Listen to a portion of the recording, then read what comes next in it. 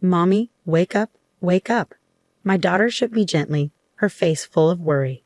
"Sarah, what's wrong?" I asked, rubbing my eyes as I woke up. "Mommy, I think you shouldn't be with Daddy anymore," she said urgently. I was wide awake in an instant, confused by her words. "What do you mean?" I asked, trying to understand. Sarah explained that she thought it would be better if Dad and I split up. "Why would you say that?" I was shocked by her suggestion, but as she explained, I realized she had a point. "My name is Emma Simpson, and I'm a 34-year-old mom who works full-time. I sell insurance for a big company. Balancing work and taking care of Sarah, especially since I have to drop her off and pick her up from daycare, is tough. I have to finish all my work between 9 o'clock a.m. and 5 o'clock p.m. I've been doing this job since before I got married, and now more than 10 years have flown by. I've worked hard and earned my place in the company. Even though I have a family, I can't afford to slack off at work. Why do I work so hard? It's for my daughter, Sarah. She just turned 5, and she's such a bright kid. Sometimes I'm amazed by how mature she is for her age. My husband and I want to give Sarah all kinds of experiences and lessons, but in today's world, everything costs money. So for Sarah's future, I need to work hard to earn as much as I can. I push myself every day just in case something unexpected happens. Some people might say, you don't need to work so hard. Doesn't your husband earn enough? Well, yes, he does work. But here's the thing. My husband's job isn't very stable. He works for a company that hasn't been doing well lately, so his salary keeps getting smaller. Right now, it's only about a third of what I make. It's hard to rely on him for money.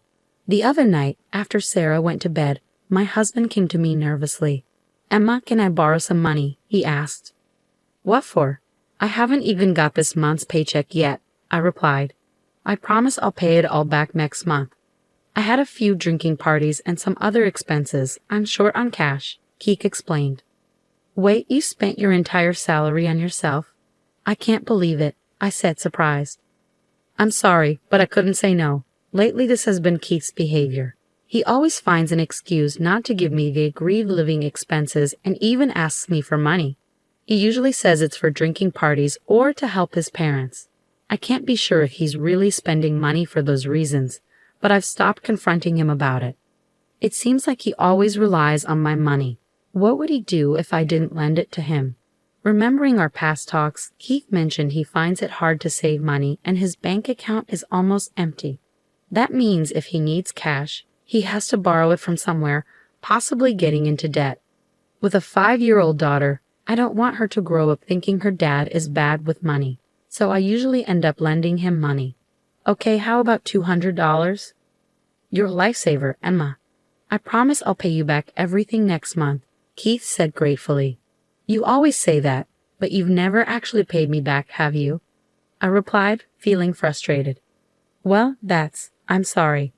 But this time, I'll definitely pay you back, and I'll stop going to drinking parties," Keith promised. "You better think it through. Our priority is Sarah," I reminded him. I know, Keith said, sounding remorseful.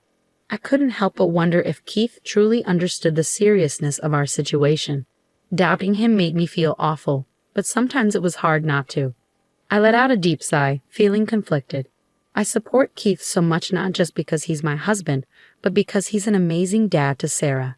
Every weekend he makes sure to spend quality time with her. One morning, Keith suggested, "Emma, I'll take care of Sarah today. Why don't you go out and relax?" "But I have so much to do at home," I replied. "Don't worry about it. We can order lunch and tidy up together. I'll handle what I can," Keith insisted. "Really?" Sarah, still half asleep, smiled. "Can you wait, Sarah? It'll be just you and Daddy playing," I said to her. Rubbing her eyes, Sarah hugged me and said, "I'm fine with that, Mommy." "Okay then, maybe I'll go shopping for a bit," I said, feeling a bit relieved. "Yay. But don't forget to get me something too," Sarah exclaimed. "I'll bring back your favorite bread, I promised." "Yay, thank you, Mommy." Sarah cheered, her face lighting up with joy. Sarah, at just 5 years old, behaves surprisingly well.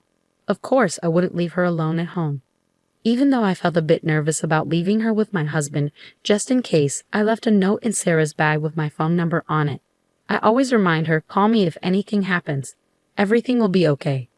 That day, I went shopping by myself for the first time in a while. But even after browsing the department store, I couldn't find anything I really wanted. So instead of buying something for myself, I picked out some clothes I thought Sarah would like and got her favorite chocolate croissant. "I'm home," I announced as I opened the door. Sarah came running to me with a big smile. "Mommy, welcome back. How was shopping? Did you have fun?" "I'm back, Sarah. It was nice to have some time to myself. Here's the surprise I got for you," I said, handing her the treats. "Wow, a chocolate croissant, and new clothes too. Can we have the croissant tomorrow morning? Wait, where's Daddy?" "Oh, Daddy's out on the balcony talking on the phone," I replied. "On the phone? Who's he talking to?" I wondered aloud. When I peeked out onto the balcony, I saw Sarah was right. My husband was happily chatting away while smoking. When I tapped on the window, he looked surprised and quickly ended the call, asking, "You're back already?" "Yeah, I'm back. But who were you talking to?" I asked. "Oh, it was just work stuff," he replied casually. "You left Sarah alone inside the house?" I asked, feeling a bit frustrated. "I'm sorry it came up suddenly." "Sorry, Sarah," he apologized, looking sheepish. Sarah looked disappointed and said, "Mommy, did you know? Daddy said he'd play with me, but he was on the phone a lot today." "Really?" "Yeah, you're right. He promised we'd read a book together," I confirmed, feeling a bit let down. When I looked at my husband, he seemed regretful. That night, we had dinner together as usual, and I bathed Sarah. Because I felt bad for leaving her alone during the day, I tried to spend extra time with her. After Sarah fell asleep, I had a serious talk with my husband. "Keith, are you really that busy? It feels like you're always on work calls, even on weekends." "Yeah, the workload has been crazy, and I've had to do a lot of overtime. So when I've been coming home late lately, it's because of work, not going out drinking." "Okay, it's because of work, but when you're on the phone, can you make sure to spend time with Sarah too?" "Work is important, but so is our family," I reminded him. "Okay, but Sarah looked really lonely. From now on, when I go out, I'll take Sarah with me. And if you're going to be busy with work, just let me know in advance," Keith promised. "Got it. I'm going to bed now," Keith said, bidding good night before heading to the bedroom with his phone. For the past 6 months, Sarah and I had been sleeping in the same bed more often, while Keith slept alone in the bedroom. Although I enjoyed sleeping next to Sarah, I couldn't deny that our time together as a couple had decreased. Keith didn't seem bothered by it, but as a woman, I sometimes felt a twinge of loneliness. Then, one night, "Mommy, wake up." Sarah's sudden voice jolted me awake. I glanced at the clock. It was 2 a.m. in the quiet darkness. Keith must be asleep in the other room. I sat up and asked Sarah what was wrong. "Mommy, I have a request," Sarah said seriously. "A request? What is it?" "I want you to break up with Daddy." "What?" Sarah's words snapped me out of my drowsiness instantly. "What did you just say?" "Mommy, I want you to break up with Daddy." Sarah had indeed said those words. Trying to mask my shock, I looked into her eyes. "Why would you say something like that?" "Because, Mommy, if things stay like this, you're in danger." "Danger? What do you mean? I'm okay." "But Dad, he wants to hurt you." "What happened, Sarah?" I asked, my heart pounding in my chest. Tears streamed down Sarah's face as she cried, but she seemed to calm down a bit when I gently stroked her back. "Earlier, when I got up to use the bathroom, I heard Dad talking on the phone in his room." "Really? What was he talking about?" I asked, feeling a mix of worry and confusion. "He said it would be good if something happened to you, Emma, so we could get the insurance money." "What's insurance money?" I asked, though deep down, I already knew. They were talking about hurting me on purpose. Why, Keith? Why would he say that? "Also, Daddy said, I love you on the phone, but not to you. It was to someone else," Sarah added. "Don't worry, Sarah. I'll make sure everything's okay," I reassured her, though tears were welling up in my eyes again. My daughter, so young yet so perceptive. She must have sensed something was wrong. Children are often very aware of their parents' feelings and actions, even at a young age. Despite her tender years, Sarah must be worried about my safety. At that moment, tears of gratitude and anger mixed in my eyes. Gratitude towards Sarah for her bravery and concern, and anger and sadness towards Keith for his actions. My little girl trying so hard to protect me. Now that she's spoken up, it's time for me to take action too. I have to do something about this situation myself. Looking at Sarah, I began to speak slowly. Sarah, I need to talk about something very important. Can you listen carefully? I'm listening, Mommy. And if what you said earlier is true, then you can't stay with Daddy anymore, right? That's right. I'm considering leaving this house. What do you think, Sarah? Sarah paused for a moment, thinking deeply, but then she looked at me with determination and replied, I want to stay with you, Mommy. Are you sure about leaving? Yes, I'm sure. I can't be without you. Thank you, Sarah. Let's go. Okay. I instructed her to quietly and quickly gather her things. Sarah began to pack her backpack, being careful not to make any noise to alert her father. I hadn't realized how mature and responsible she had become. Touched by her growth, I too prepared to leave, leaving my wedding ring on the living room table. Together, we left the house. It was still dark outside when we arrived at my parents' house and rang the doorbell at 5:00 a.m. My mother, looking sleepy, answered the door. Emma and Sarah, too. What brings you here so early? I'm sorry for dropping in like this, Mom. Can we stay here for a while? Of course, dear. But what's going on? There's something you need to talk about. After my mother showed me to the living room, she put Sarah to bed in the adjacent room. Sarah looked exhausted and quickly drifted off to sleep. A comforting cup of tea sat on the table in front of me, courtesy of my mother. Taking a sip, I gathered my thoughts and began to speak. It seems Keith is planning something involving me, possibly an accident. I said, the words heavy on my tongue. My parents were stunned into silence. My father, trying to maintain his composure, asked, What do you mean? Why would Keith do such a thing? Sarah overheard Keith talking on the phone. He told the person he loved her.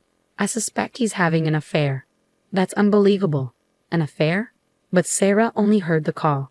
How can you be sure? My father's disbelief was evident in his tone. I brought Keith's tablet.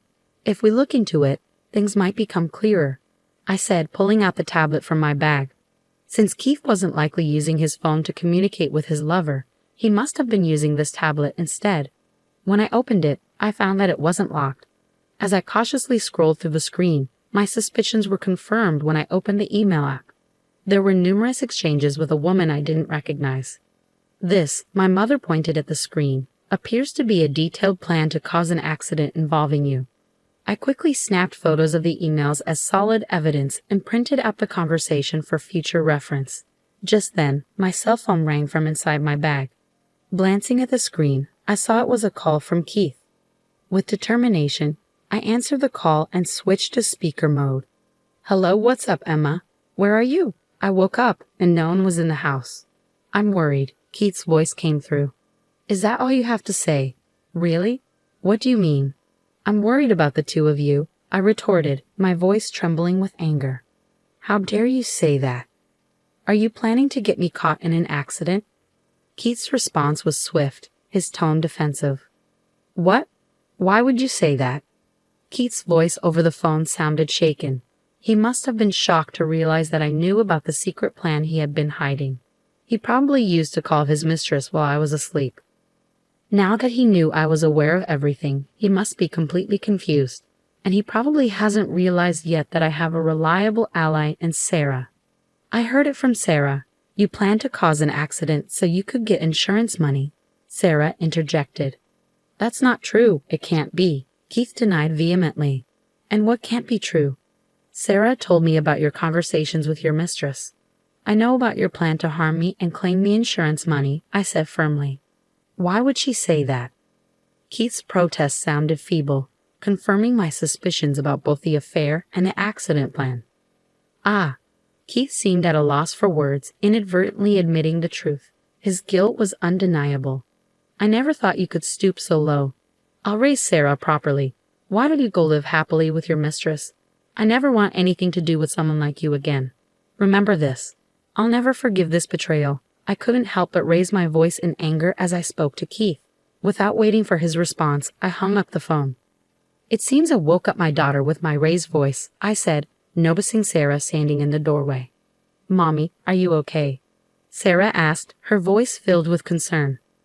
Sorry, Sarah. Did I wake you up? I asked, feeling guilty. No, don't worry about it. What happened with Daddy? Sarah's concern was evident in her voice. It's okay now. You don't have to worry anymore. I reassured her. Really? Are we safe? Can we always be together? Sarah's eyes were filled with hope. I nodded and smiled at my daughter's bright eyes. Then I hugged Sarah tightly, comforting her.